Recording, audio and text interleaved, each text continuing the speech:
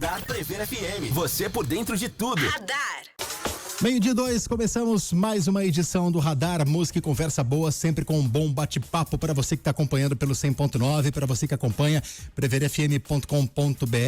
E hoje o nosso entrevistado, sabe que não tem nem roupa para falar o currículo dele, o Dr. Edson Fávero está por aqui, ele que é médico legista do estado de São Paulo, chefe do pronto-socorro referenciado PSR, que é o pronto-socorro do HC. Dr. Edson, boa tarde, tudo bem? Muito obrigado pela sua presença aqui.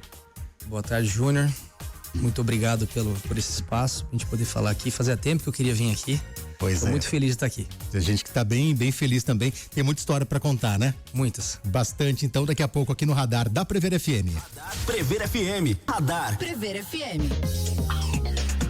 12:09, esse é o Radar, música e conversa boa, todos os dias um bom bate-papo para você que está acompanhando aqui pelo 100.9, recebendo hoje o Dr. Edson Fávero, ele é médico legista do estado de São Paulo, chefe do pronto-socorro referenciado do Hospital das Clínicas da Faculdade de Medicina de Botucatu. Ô Edson, você tem almoço? Você tem... você dorme? Você tem dia comum? As horas vagas. Você consegue? Um pouco, irmão, não dá para organizar assim, acho que tive alguns problemas, né, relacionado a essa agenda, mas acho que com organização a gente consegue estabelecer todas as funções aí e responder por essas atividades da melhor maneira possível. Eu falei todas as suas funções ou tem mais? Tem algumas outras. Então vamos lá. Então, acho que o principal que eu tenho que dizer, obviamente, né, eu sempre falo que eu sou o pai do Ulisses, sou esposo da Gabriela, essa é a minha principal função, né? E o Aron tá a caminho, tá agora com 5 semanas, acabei de voltar do exame, tá tudo certinho, tá tudo tranquilo? A Deus. Tudo tranquilo, meu irmão. Graças a Deus. E logo após, né, essa função primordial, então é professor da Faculdade de Medicina de Botucatu, que eu tenho muito orgulho de participar e de ter sido formado lá, ter feito residência, né? E também tentar retribuir um pouquinho de tudo aquilo que foi feito para mim por essa casa, né? Por essa instituição, e tentar passar um pouco do conhecimento que eu consegui ao longo desses anos para as próximas gerações de médicos. E também as funções administrativas, né? Tanto aí nas unidades de emergência de Botucatu, né? Também aqui o destaque do pronto-socorro referenciado, agora recentemente o retorno para o pronto-socorro adulto. Eu tenho muito carinho por aquele espaço, especialmente pelo potencial de ensino, o potencial de atendimento adequado à população que a gente sempre vai buscar lá, e também no pronto atendimento da Unimed. Então, são serviços que eu tenho muito carinho, tenho realmente objetivos pessoais de melhoria dessas estruturas, que eu realmente acredito que esses espaços eles contribuem muito tanto para a formação de novas pessoas e especialmente para o atendimento daquelas pessoas que precisam, que buscam a nossa ajuda, né? A emergência ela é muito especial por causa disso, Júnior, que quando as pessoas, né, os pacientes, eles nos procuram, eles realmente estão precisando de ajuda médica, e acho que é função nossa, né, fazer com que esses serviços eles respondam da melhor maneira possível quando essas pessoas, né, quando os nossos pacientes nos procuram pedindo ajuda. Bom, muita gente fala, eu não tenho tempo para nada. De tudo que você falou, eu já fiquei cansado. Como é que é administrar o tempo, conseguir dar conta de tudo? Ao longo do tempo, Júnior, eu acho que a gente, óbvio, né? Acho que não tem como a gente, não tem uma receita, não tem um caminho adequado para fazer isso, mas realmente eu passei por muitas etapas até chegar ao momento, né? Então, é necessário realmente um tempo de rodagem para você, como médico, né? O médico assistencial, para depois você conseguir alcançar esse outro patamar, vamos assim dizer. Eu nada consigo fazer sem ter o apoio dos meus hospitais, eu nada vou conseguir fazer do que eu faço hoje sem a minha família, sem os meus médicos, sem a minha equipe, né? Sem a minha equipe médica, sem a equipe de enfermagem, sem o apoio que eu tenho da Faculdade de Medicina, que eu tenho do HC, que eu tenho agora, né, do Instituto Médico Legal. Então, assim, essa estrutura, ela já existe, a gente acaba sendo, a gente sempre vai ser protegido por uma grande estrutura, né, e a organização cabe a nós. Óbvio que não foi fácil chegar até aqui, acho que especialmente aqui a minha esposa, meu filho, né, e agora o Aron que tá vindo eles contribuíram, eles sofreram junto comigo, não foi fácil, né? Aqui, óbvio, o exemplo, né, dos mais velhos, né, dos professores da faculdade, dos mais experientes, vamos assim dizer, os professores da faculdade de medicina que me deram um exemplo, os líderes no Hospital das Clínicas, na Unimed e agora no Instituto Médico Legal. Então tudo isso, tomando parte o exemplo deles, né, o que eles já fizeram, né, que foi passado para mim ao longo do tempo, não foi fácil, mas agora acho que a gente chega num ponto de equilíbrio e acho que a agenda está ficando demasiadamente, vamos dizer, ocupada, e aí quando a gente, acho que agora chegou a hora da gente estabilizar e parar em relação aos compromissos. Algumas pessoas já falaram isso para mim, mas agora tá tudo bem. Enquanto você tá jovem, né? Enquanto tem saúde, né? Vamos lá. Eu imagino que, como qualquer outra profissão, médico tem que ter vocação, né? Antes de tudo, mas tem que ter perseverança de buscar tudo aquilo que você almeja, né? Porque se você não tivesse vontade de perseverança, você tava, sei lá, acomodado em qualquer posto de saúde.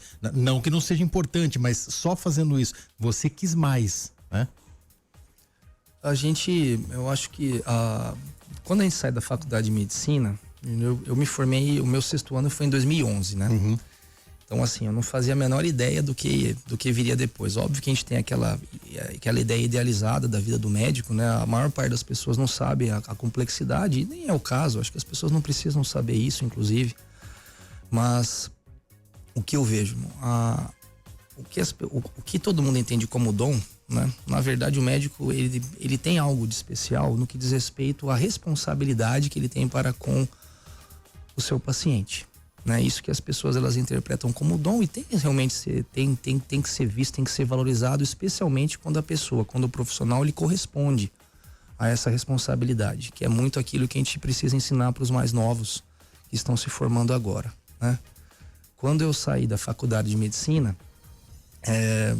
um dos caminhos, né, e aquele talvez naquele momento fosse o principal caminho a ser seguido por mim naquele momento, né, eu optei por prestar a prova de residência, né?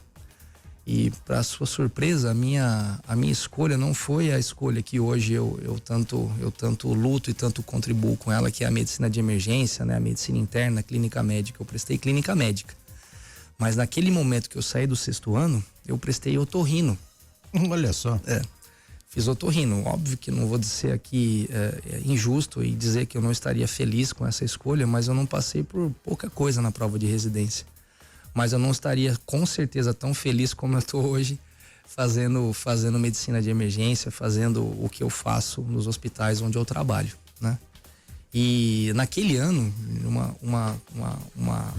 uma pessoa que contribuiu muito com isso foi meu sogro. Meu sogro é médico, né? E eu tive alguns problemas logo no início da carreira relacionado ao recebimento de plantões numa cidade aqui da região, que eu não vou falar o nome. E aí meu sogro nessa época conhecia a pessoa, fez a intervenção, mas ele me advertiu como um pai que talvez o caminho da segurança, né, da minha profissão fosse um pouco mais interessante a ser seguido. E aí eu desviei um pouco da questão do investimento exclusivo em plantões em porta de pronto-socorro naquele momento e fui trabalhar a unidade básica de saúde. Tá. Na unidade básica de saúde, na cidade de Macatuba, né? Foi ali que eu aprendi o valor do bom exercício da medicina, muito além daquilo que a faculdade de medicina me ensinou. Não que a faculdade não tenha me mostrado, mas é que naquele momento eu estava em voo solo, não tinha mais o escudo dos professores que nos ajudavam, né? E ali naquele momento eu tive à minha frente uma população que precisava da minha ajuda, eu era a referência para resolver aqueles problemas, e ali eu me apaixonei por medicina interna, né? Por raciocínio clínico. Foi ali que virou a chave. Talvez aquele ano de 2012 tenha sido o ano mais intenso. E se eu hoje trabalho, aquele ano acho que eu trabalhei um pouco mais. Eu trabalhei em todos os níveis. O que possíveis. Pro leigo, o que é o raciocínio clínico? Então é aquela... Por mais que a gente tenha um arsenal tecnológico hoje muito importante à nossa disposição, então exames bioquímicos, exames de sangue, né, que são realizados nos nossos pacientes, os exames de imagem, né, inúmeros exames de imagem, testes genéticos que são feitos hoje, eu acho que nada vai superar a condição especial do toque, do bom escutar, né? O bem escutar a história, aquilo que a pessoa está passando para você, o que o paciente está te pedindo ajuda, né? Saber escutar esse paciente e desenvolver um raciocínio a partir daquilo que está sendo trazido durante a consulta, né? Acho que nada vai superar isso aí. Eu até brinco, né? Durante as aulas eu falo que a maior tecnologia dentro da sala, independentemente da tecnologia, somos nós, somos os médicos, os profissionais que ficam em contato direto com as pessoas. E o raciocínio clínico, ele vai muito de encontro a isso, né? Você buscar através daqueles dados e através daquilo que a pessoa ela está contando para você, associado ao seu exame físico, né? O toque, né? Nada vai superar a capacidade de interpretação de dados do toque humano, da mão humana. E de você interpretar aquilo e poder ajudar a pessoa, inclusive com medidas muito simples, que estejam à sua disposição. E você acha, ou você tem uma preocupação com as próximas gerações médicas, com a inteligência artificial chegando? Que sem dúvida. A gente vai perder essa sensibilidade? Eu não digo, Júnior, que a gente vai perder essa sensibilidade, especialmente se a gente sensibilizar as novas gerações, que isso é fundamental. A gente não pode nunca se afastar. Então, uso aqui para você o exemplo, por exemplo, associado a uma tecnologia que hoje está em expansão na medicina, especialmente na medicina de emergência, que é a utilização do ultrassom para raciocínio clínico. Tá? Então, assim, dizendo ou contando com essa base fundamental de que a gente nunca vai se afastar do bom interpretar, do bom escutar, né, da pessoa quando chega na nossa consulta, e do bom exame físico, né? A gente pode associar a tecnologia, mas nunca se afastar. Por que eu estou dizendo ultrassom, né? A gente está utilizando cada vez mais tecnologia, inclusive no exame físico, né?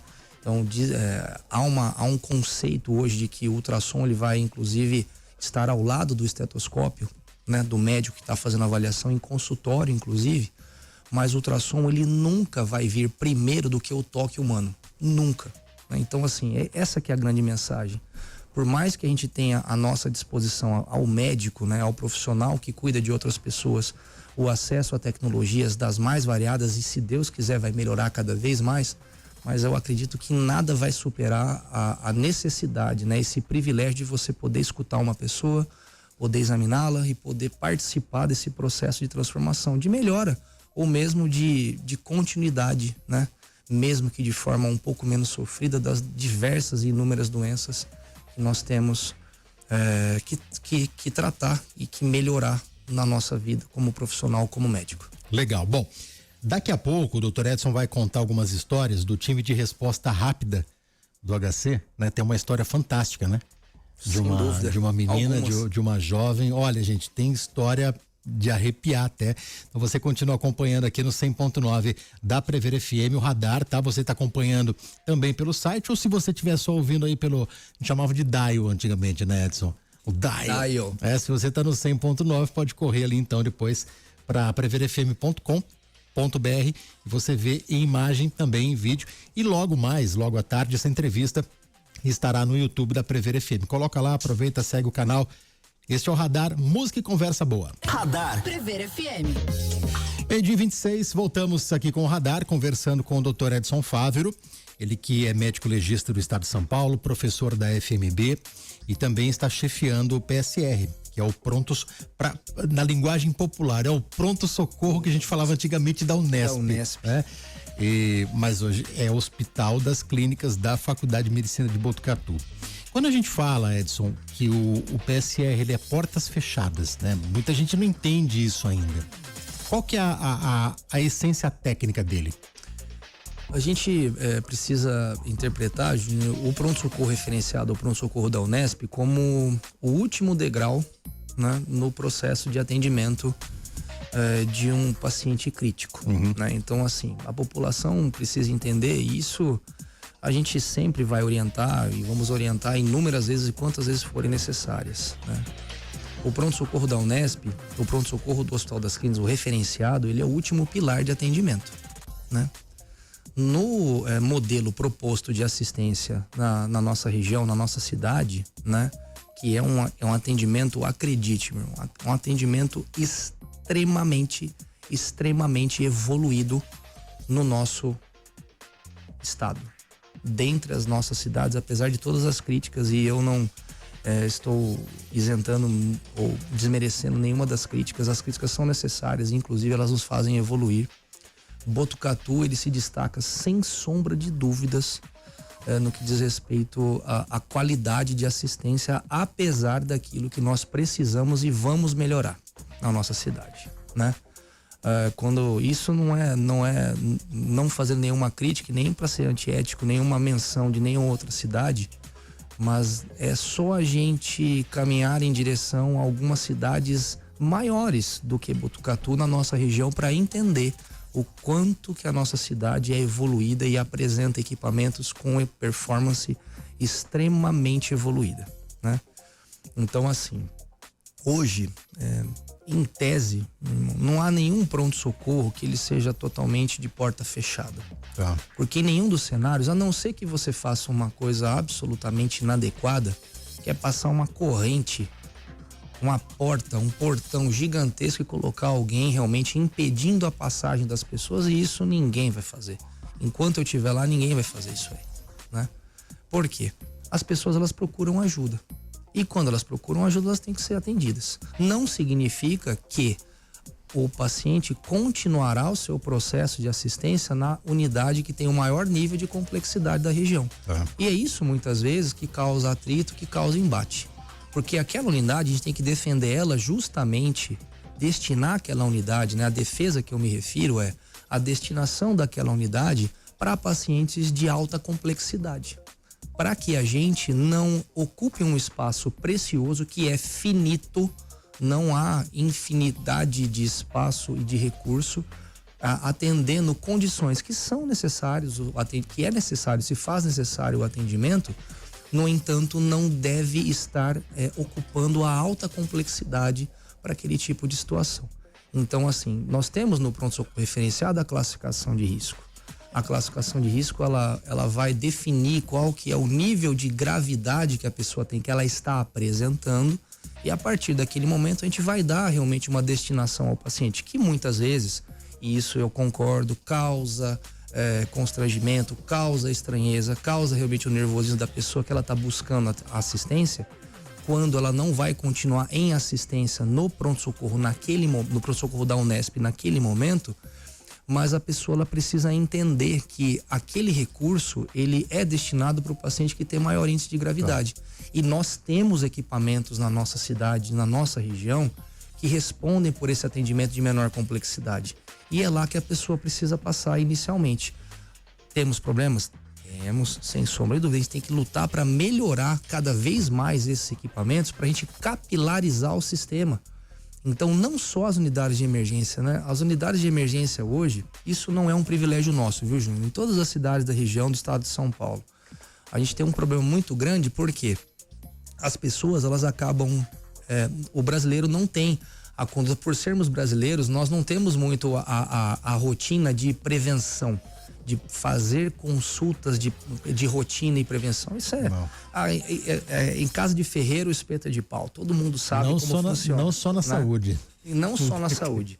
E aí, a gente só procura o médico, na maior parte das vezes, e aqui eu tô até abrindo uma questão pessoal, quando a gente tem problema. Eu tive problema com a esposa agora, acabei de sair do hospital com ela. A gente acaba fazendo prevenção muito pouco. E aí, quando acontece o problema ele acaba não alcançando o nível de assistência suficiente e necessário, e a pessoa ela procura, porque ela quer ajuda e precisa ser orientada, a unidade de emergência que está aberta 24 horas por dia, 7 dias por semana. Nós sabemos como é que funciona o Sistema Único de Saúde. Eu sou um ferrenho defensor do SUS. Mas a gente precisa, inclusive, compreendendo as necessidades da população, fazer com que determinadas unidades elas ampliem o seu processo de assistência, planos relacionados a esse processo de assistência no que diz respeito à prevenção, para evitar ou para impedir, diminuir a procura que a gente vai ter do sistema de emergência. E aí orientar a população. A população, ela só precisa de orientação e de cuidado. A partir do momento que a população ela reconhecer as funções de cada um desses equipamentos, a gente vai ter, inclusive, uma condição de melhora de atendimento, inclusive induzida pela população. O Edson, aproveitando o PSR, Lá tem o time de resposta rápida. Sim, graças a Deus. E há alguns anos, acho que 3 ou 4 anos, eu me lembro que eu conversei com você e com boa parte da equipe de um fato que eu acho que simboliza o trabalho desse time de resposta rápida. Que foi uma jovem, acho que trabalhava no próprio Hospital das Clínicas, né? Sim. E que ela, vamos falar o popular, o termo popular, ela morreu por 40 minutos. E vocês foram buscar ela de volta. Como é que foi essa história? Então, Júnior, essa história foi uma das histórias mais, assim, se eu ainda viver 100 anos, eu vou lembrar dessa história, sem sombra de dúvidas, né? O time, Júnior, é um equipamento, né? Que está relacionado, né, à disciplina de clínica médica, que é o professor Marcos, doutora Paula, né? Na época, a doutora Érica era a diretora de assistência do HC, que nos deu muito apoio. Érica Ortolã, né? Érica Ortolã. O professor Marcos Ferreira Minicucci, né? O Meleca, né? Conhecido. E a doutora Paula Gaiola. E naquele momento a gente cria esse equipamento, né? Essa equipe especial do Hospital das Clínicas, ainda tímida naquele momento, tinha 3 médicos, um enfermeiro Neto, um cara que eu tenho um respeito e um carinho muito grande por ele. Netão, que foi do SAMU já. Netão foi ou é do SAMU? Ele foi do SAMU. Tá. Agora ele tá com a gente lá no time, tá comandando todos os cursos lá de treinamento avançado. O Neto é de outro abraço, nível, Netão. Né? O Neto é de outro nível. E naquele momento a gente criou uma equipe que ela foi criada, Júnior, essa equipe com o objetivo de atendimento de intercorrência grave nas enfermarias. E rapidamente, devido à necessidade, até mesmo, vamos dizer assim, o entusiasmo da gente naquele momento, ela passou a tomar conta de várias outras intercorrências, inclusive fora das enfermarias. Tá. E por que eu tô dizendo tudo isso? Porque essa intercorrência, ela não aconteceu nas enfermarias dessa menina. Essa menina, realmente, ela, na época, acho que ela tinha menos de 25 anos, acho que ela tinha 23 anos. Eu não me recordo agora, meu irmão, que é qual a idade dela. E pra nossa... Hoje, né, dizendo tudo o que aconteceu e descrevendo tudo aquilo que aconteceu, esta nossa paciente, né, ela foi levar a irmã dela no ambulatório do HC, naquele prédio bonito, né? Se não me falha a memória, ambulatório da cirurgia torácica. Foi um retorno. A irmã estava bem após um procedimento cirúrgico operatório. E ela foi buscar, na verdade, uma cadeira de rodas ali no Boulevard, né? naquela lanchonete ali dentro do Hospital das Clínicas. E isso por volta das 7 horas da manhã, na hora de troca de plantão. Veja bem. E ela foi pegar essa cadeira de rodas, ela passou mal. E ela desabou, ela apagou em frente ao... Literalmente. Sem dar nenhum sinal. Literalmente, sem sinal, né? E aí, como estava vendo a troca de plantão, o médico que estava de plantão no time de resposta rápida daquela noite estava passando exatamente ali em frente e viu aquele alvoroço.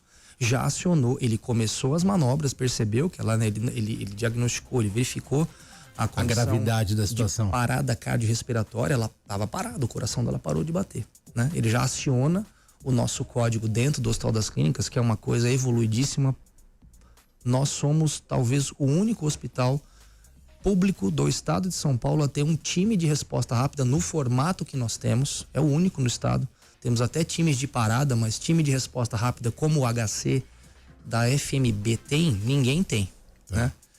E aí, após o acionamento do time, o time chegou em menos de 3 minutos e aí otimizou o processo de reanimação que já havia sido iniciado. Rapidamente ela foi colocada aqui pelos 2 médicos no dia, eu lembro exatamente das pessoas, era o Dr. Tiago Baumgratz, que estava de plantão no dia, a doutora Cíntia Mitsui, que estava também de plantão, o Neto estava no dia, e aí levaram essa paciente para a sala de emergência, que fica aproximadamente ali uns 100 metros ali de onde ela evoluiu com esse evento.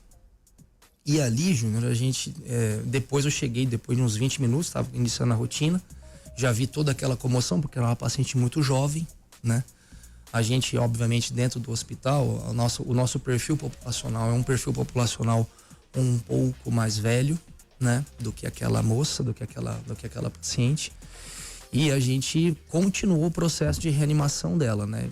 Quando a gente reanima os pacientes, Júnior, não há nenhum dado na literatura que nos coloque o tempo, né, para quanto tempo você vai reanimar cada pessoa. Não tem isso. É uma das piores perguntas e uma das piores respostas. Nós não temos essa resposta na literatura, né? Não há como saber, por exemplo, se eu parar aqui agora, quanto tempo que vão me reanimar, a ponto que se eu tiver o meu coração novamente batendo novamente, como que eu vou me comportar do ponto de vista neurológico, a minha qualidade de vida, qual que vai ser, a gente não sabe quanto tempo que a gente tem que reanimar. Então a gente tem que tentar a exaustão. A gente tenta realmente o conceito primeiro, inicial, essa questão da exaustão, a gente exaure todas as situações reversíveis, que é uma coisa que a gente trabalha muito com os nossos alunos e na nossa residência, inclusive. E depois a gente começa a trabalhar com variáveis intrínsecas, compartilhando informações entre os membros da equipe, para que a gente tome a decisão conjunta no que diz respeito ao tempo e esforço de reanimação. Mas aquela menina, aquela paciente, alguma coisa dizia, né? A gente, como nós otimizamos o processo de reanimação dela com o uso de tecnologia que se faz presente dentro do Hospital das Clínicas, né? Com ecografia point of care, com capnografia, com toda a equipe que estava presente, alguma coisa fez com que a gente reanimasse mais tempo do que a gente geralmente reanima. Vou falar para você, a nossa média de reanimação gira em torno de 40 minutos de esforços otimizados. A gente, para aquela específica paciente, a gente reanimou ela quase 1 hora. Mas reanimamos ela com a certeza de que alguma coisa diferente ia acontecer. Se você perguntar para os médicos, que era aquela certeza? Pro Tiago, pra Cíntia, pro Neto, depois chegou o Danilo Martins também, se não me falha a memória. Eu que estava lá, os alunos estavam com a gente sabia que alguma coisa diferente ia acontecer. E a gente continua. No momento que nós decidimos que a gente ia interromper os esforços de reanimação, ela retorna à circulação espontânea. Naquele ciclo. Do nada, assim, também. Naquele ciclo. E aí foi aquela comoção. A gente falou, opa, voltou, retornou, por favor, volta todo mundo, volta tudo. A gente já estava contando com entre aspas, o desligamento de toda a tecnologia que estava inserida no corpo dela. E quando ela retorna, a gente fala assim, liga, força total. Religa novamente e vamos em busca daquilo que motivou esse evento catastrófico que aconteceu ali 1 hora antes. E tudo foi feito para ela. Muito otimizado, como é a nossa missão. Fizemos mais do que a nossa obrigação. A nossa missão é fazer isso. E aí, ela foi para a unidade de terapia intensiva e a gente ficou pensando, poxa, né, o que vai acontecer? Porque quando o tempo de reanimação ele é muito prolongado, Júnior, o que acontece? O sistema nervoso central, o cérebro, ele sofre muito com esse período sem oxigênio e sem o sangue, aqui entre aspas. Ou seja, ela teria alguma sequela. Sem sombra de dúvidas. Na maior parte das vezes, alguma sequela é minimamente esperada, aguardada, né? No pós, né? Cuidado que esse paciente tem em unidade crítica, unidade de terapia intensiva. E a gente foi para casa, né? Feliz do nosso trabalho e sabendo que poderia ter algum tipo de repercussão do ponto de vista neurológico, sentidos, apesar de felizes, né? Orgulhosos do nosso trabalho, mas que ela poderia ter algum tipo de complicação. No outro dia, eu tenho realmente uma curiosidade muito grande de perguntar para a pessoa, especialmente aqueles pacientes que infelizmente experimentaram essa experiência, se de alguma forma sentiram alguma coisa ou ouviram alguma coisa quando estavam inconscientes. E a primeira coisa que eu fiz no hospital quando eu cheguei no outro dia foi até a unidade de terapia intensiva. Falar com ela. Para saber como é que ela estava, falar com a equipe médica, né? E quando eu cheguei na unidade de terapia intensiva, fui muito bem recebido lá pro pessoal da UTI. E aí eu peguei e falei assim, gente, como é que tá a paciente tal? Aí falou assim, quais são, perguntando os parâmetros, né? Contando que ela estava entubada, que ela estava ligada no ventilador, né? Ligada em aparelhos com alta complexidade, alta necessidade de cuidados. Aí o pessoal da enfermagem, né? O pessoal que tava no dia falou assim, não, doutor, vai lá, conversa com ela. Eu falei, oi? Conversa com ela? Como assim? Doutor, ela tá lendo um livro ali. Eu cheguei, eu falei, não acredito, não é a mesma pessoa. Né? Fiquei surpreso com tudo aquilo que a gente já fez. O time, pra você ter ideia, a gente reanimou mais, a gente tem tabulado esses dados, né? São mais de 1000 reanimações desde que o time ele foi, 1000 pessoas que evoluíram com parada cardiorrespiratória. É um hospital de clínicas, muitas pessoas internadas, desde 2018 que a gente começou o nosso trabalho. Então foram mais de 1000 eventos. E a maior parte das vezes os resultados neurológicos são muito ruins.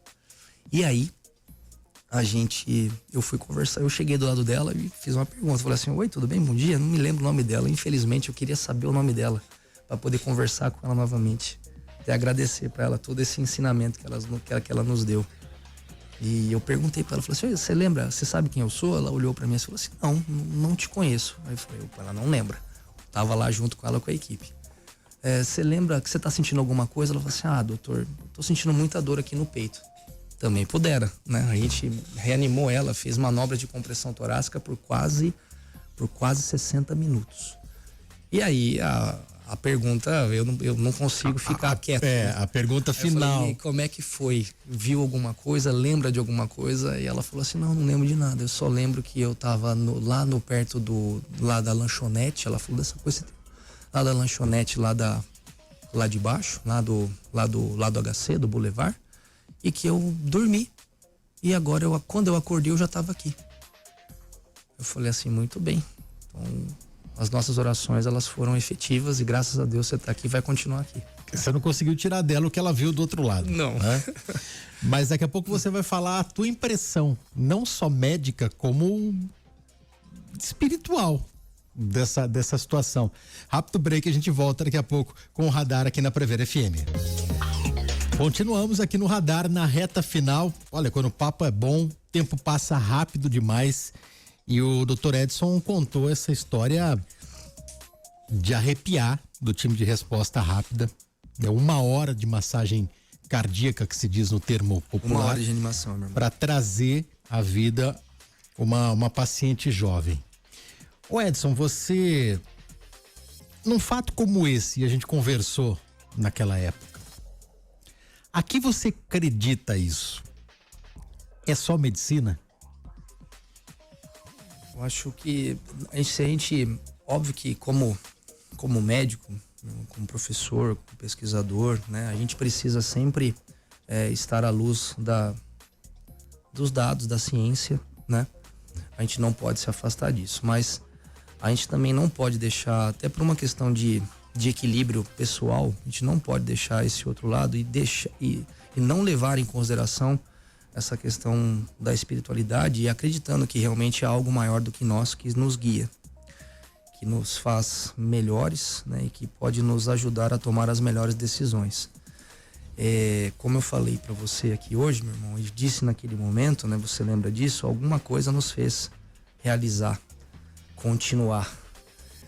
E a gente pode interpretar isso como variáveis relacionadas ao atendimento, aos dados, aos parâmetros que os equipamentos que estavam conectados ao corpo dela poderiam estar oferecendo para nós, mas havia algo diferente. Havia uma energia diferente ali que nos fez agir dessa maneira também.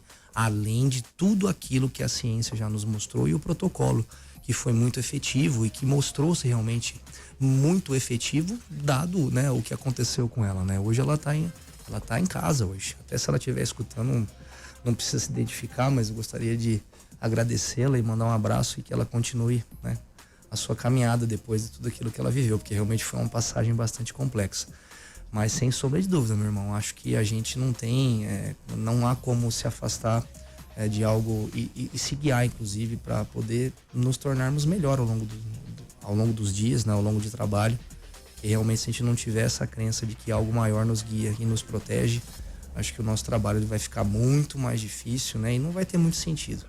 Porque acho que se depois de tudo que nós fizermos, tudo que estamos fazendo, a gente realmente não ter algo como após essa vida, algo maior do que nós, acho que não faz muito sentido. Eu acho que esse foi um dos exemplos na minha vida que eu acho que eu posso colocar e levar para os meus filhos como exemplo para ser discutido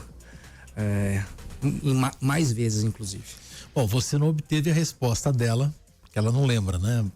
Encontrou com alguém, encontrou com algo, né? Encontrou com, sei lá, em outra dimensão. Você se viu em outra dimensão, mas você já se perguntou, já refletiu, né? Puxa vida, mas o que aconteceu ali, né? Ela foi para algum outro lugar ou não foi?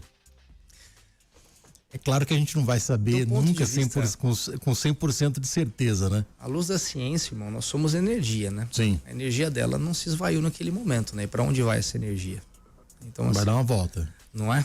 Foi para algum lugar. Foi para algum lugar, né? Então, assim, o que a gente interpreta como nível de consciência, como gerado, né, por uma série de reações do nosso metabolismo, né? Por uma estrutura extremamente complexa e que nós, de longe, por mais que a gente evolua a tecnologia humana, de longe a gente vai conseguir chegar perto do que do que se compara à complexidade de um cérebro humano, né? Capacidade que o cérebro humano tem. Mas sem sombra de dúvidas, né? Eu acho que há algo a mais. Não tenho, eu especificamente como médico que trabalha em medicina de emergência, né? Trabalha na ponta de cá e depois em situações muito específicas no trabalho como legista, eu também trabalho na ponta de lá. Então eu fico na transição, não na transição propriamente, mas muito próximo desta transição, né? Tanto antes quanto depois. A gente precisa, realmente algo que me motiva e que me deixa muito curioso o que acontece nesta transição.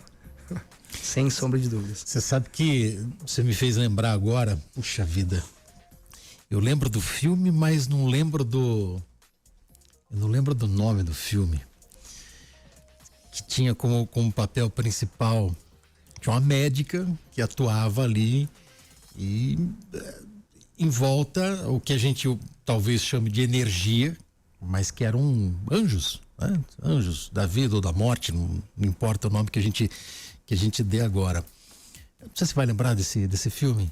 Puxa vida, me fugiu o nome agora. Alguém daqui a pouco manda pra mim no WhatsApp. Mas Cidade dos Anjos? Cidade dos Anjos. Cidade dos Anjos. Você falou a cena, eu lembrei dessa cena do Cidade dos Anjos. Pode ser que... essa daí mesmo. E eu me lembro na oportunidade que era consenso da equipe, né, Edson? Cada um com sua crença, mas um consenso da equipe de que algo maior aconteceu ali, né? Além, é claro, da atuação, vamos dizer, angelical de vocês ali. Tem algumas situações, Júnior, que a gente não consegue explicar o que acontece na prática médica. E assim, vários dos meus colegas, né, a gente aqui, você poderia entrevistar cada um deles, né, porque as histórias elas são magníficas. É uma história mais bonita do que a outra, né, dessas percepções, porque é óbvio que existe uma percepção e uma interpretação individual daquilo que acontece, né, do que aconteceu. Mas essas verdades, né, essas situações, elas se repetem, né? Então algo que a gente não conseguiu explicar ainda. Simplesmente a gente não tem capacidade de compreensão e de explicação. A gente executa, sempre vai executar e vai atuar à luz da ciência, em todos os aspectos da medicina, mas também, né, não se afastando desse outro lado que nos movimenta e que nos traz um conforto, uma segurança. Por mais que não tenhamos certeza e comprovação, mas é interessante como nos traz essa segurança, poder contar com essa possibilidade. O time de resposta rápida ainda existe? Sim. Você ainda tá com ele? Sim. Também? Absolutamente. O time só mais uma tarefa que você tem. Não, hoje, na verdade, naqueles 3 médicos que iniciaram, né? Então, aqueles 3 médicos que naquele momento iniciaram, naquele momento eram eu, Nathalie, Cíntia, Felipe e tia Nádia. São 5 médicos e o Neto, né? Além da estrutura da Faculdade de Medicina, do Hospital das Clínicas, que contribuiu para todo esse processo de formação. Tem que mencionar também a Darlene, que muito nos ajudou, a enfermeira Darlene. Hoje ela é gerente de enfermagem do hospital, pessoa que eu tenho muito respeito. E o time, ele cresceu. Hoje o time ele já tem na sua história, acho que seguramente mais de 50 médicos que já passaram por ele. E hoje ele conta com uma equipe fixa superior a 20 profissionais, né? Então, assim, é uma equipe robusta.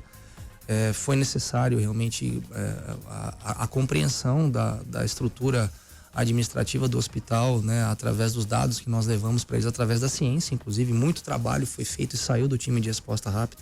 Trabalhos esses contundentes que estão mostrando para o mundo, né? O que o time pode fazer, o que a Faculdade de Medicina faz, o potencial e o poder que o Hospital das Clínicas tem. E a gente, com a ajuda de todas essas estruturas, todos esses pilares, a gente construiu realmente hoje uma marca, né, um equipamento que ele vai muito além do nome dos médicos e dos enfermeiros. Ele é um equipamento que ele, assim como é o pronto-socorro referenciado, assim como é o centro cirúrgico, assim como é o sistema de ambulatórios, assim como é os serviços do HC. Hoje o time é um serviço do Hospital das Clínicas relacionado à Faculdade de Medicina, da Faculdade de Medicina, e que tem um potencial de assistência, de ensino e de pesquisa assustadoramente grande. E é um motivo de orgulho, sem sombra de dúvidas. É talvez a menina dos meus olhos no que diz respeito ao Hospital das Clínicas e à Faculdade de Medicina. Não dá para quantificar quantas vidas em estado, quantas pessoas em estado crítico vocês conseguiram salvar, né? Aproximadamente a gente consegue levantar, Júnior, pelo número de atendimentos, tá, né? Então, assim, hoje, por mais que a gente tenha, e isso é uma coisa que eu sempre falo para os novos profissionais e principalmente para os alunos, né, do 6º ano, os alunos da graduação que passam conosco. O time, ele, por mais seja que nos cause entusiasmo, é até estranho falar isso, né? A gente tem que tomar muito cuidado. O entusiasmo de reanimar uma pessoa, não pelo fato em si do processo catastrófico, mas da possibilidade da gente poder ajudar aquela pessoa, né? Mas o time, Júnior, como ele foi montado, o time não é um equipamento que ele foi inventado pelo nosso hospital, pela nossa faculdade. O time, ele é um equipamento que é descrito em literatura. Os primeiros times aconteceram na Austrália, nos Estados Unidos, né? Na Europa. E a gente implantou esse modelo aqui. O time, Júnior, ele também existe para assistência de pacientes em parada cardiorrespiratória, mas a alma do time de resposta rápida não está na reanimação, porque a reanimação, entre aspas, significa a falha de toda a estrutura de segurança, esse falha, bem entre aspas, a estrutura de monitorização dos pacientes nas nossas enfermarias, que pode acontecer, né? O time, ele existe para impedir que aconteça a parada. Então, quando o paciente ele evolui com um potencial de catástrofe clínica, isso a gente consegue identificar através de um aumento da frequência cardíaca, de uma diminuição da saturação, alteração no nível de consciência, dados muito objetivos na enfermaria. A gente identifica, trata e impede a deterioração, né? A descida dessa ladeira até a catástrofe final, que é a parada cardiorrespiratória. Então, assim, considerando que o time, então, aproximadamente, né? A gente iniciou os nossos trabalhos lá em 2018. Tá. Início de 2018. 8 anos já. 8 anos. Mais de 8 anos. Por dia são aproximadamente, mais ou menos, uns 10 códigos amarelos, esses códigos para impedimento de catástrofe, pelo menos, fora aquilo que a gente faz fora. 3 códigos, 2 a 3 códigos vermelhos. Então você multiplica vezes 360, vezes 10, quanto que potencialmente, sem sombra de dúvidas, o quanto que a gente mudou em relação à qualidade assistencial do Hospital das Clínicas, né? A segurança dos pacientes internados e também aqueles não internados, porque muitos dos projetos que vão acontecer a partir de agora vão envolver tanto o crescimento dessa estrutura, né? Essa estrutura de segurança, de monitorização, de cuidado, que vai muito além das paredes do Hospital das Clínicas.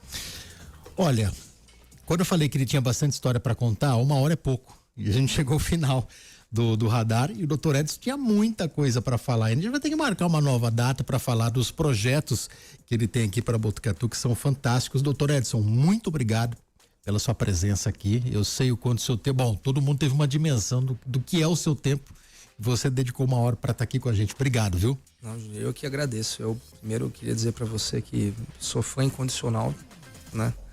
Do programa, do que vocês fazem, realmente não só neste horário, mas também em outros horários. Estava comentando com você aqui antes do início do nosso encontro. Realmente é um prazer muito grande falar sobre isso, né? E tenho realmente um respeito muito grande, né? E um carinho muito grande por tudo aquilo, por toda essa história que a gente construiu, né? O time de resposta rápida, assim como o pronto-socorro referenciado, a Faculdade de Medicina, o Hospital das Clínicas, a emergência. Realmente é um palco muito grande, tem muitas histórias ali. Eu me coloco absolutamente à disposição para poder retornar aqui, se assim for interessante para todos, né? Será? E a muito. gente conte comigo, apenas isso. Precisando, a gente tá cuidando.